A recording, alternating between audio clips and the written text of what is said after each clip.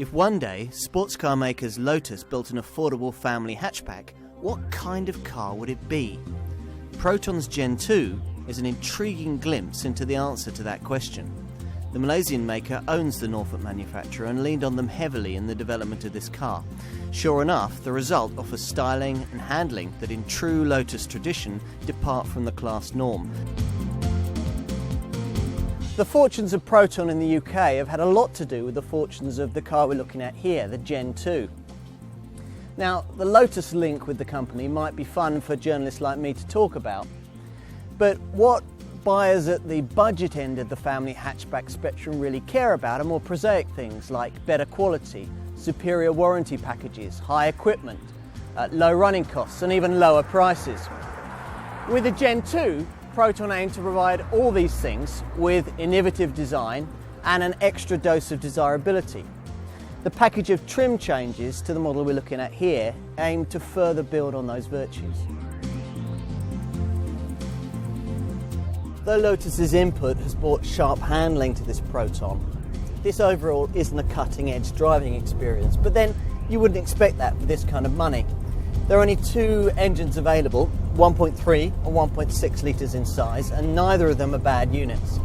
The 110 brake horsepower 1.6 litre Campro petrol engine that I'm driving here has been developed in conjunction with Lotus, and is a pretty good unit, developing reasonable torque in the mid to higher ranges, although at lower speeds you'll need to make quite a lot of use of the gearbox to make good progress.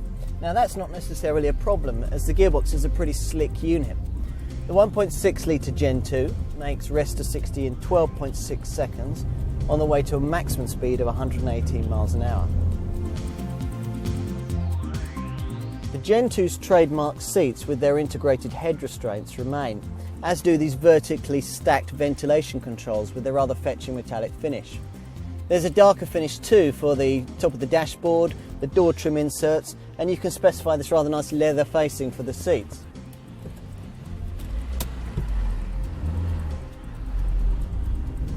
The steering wheel is massively more sporting looking than the rather apologetic tillers you tend to find on other cars of this Proton's ilk.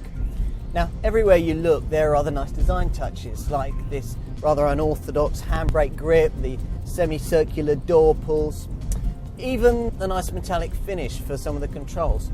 The plastics quality marks this out as a budget offering, but there's little else to give the game away.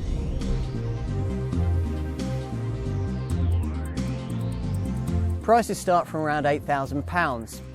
Now, you can specify an automatic gearbox in your Gen-2, but unless you're using your car for the dullest of urban commutes, then I really wouldn't bother. All models get twin airbags, while the GSX version I'm looking at here gets side airbags as well. This body-coloured tailgate spoiler, and also body colour for the door handles and the mirrors. And if you go for the automatic option, you get cruise control as well. All models get an adjustable steering wheel, power steering, reverse parking sensors, a CD stereo, electric windows, and these audio controls on the steering wheel. A combined fuel consumption figure of 39.2 miles to the gallon for this car, and CO2 emissions of 169 grams per kilometre, well, they're both class competitive. Insurance groupings, we'll expect to pay in Group 7. Overall, a commendable effort from the Malaysian marque, which should encourage more potential buyers to head for their dealers. When they reach those showrooms, those people should be impressed, and not only by the car. In a recent national dealer survey, Proton dealers were rated as second only to Lexus for general customer helpfulness, which really shows how the network's been pulling up its socks in recent years. The product's much improved too, as you'll find out if you check out a Gen-2. Try one and you might be surprised.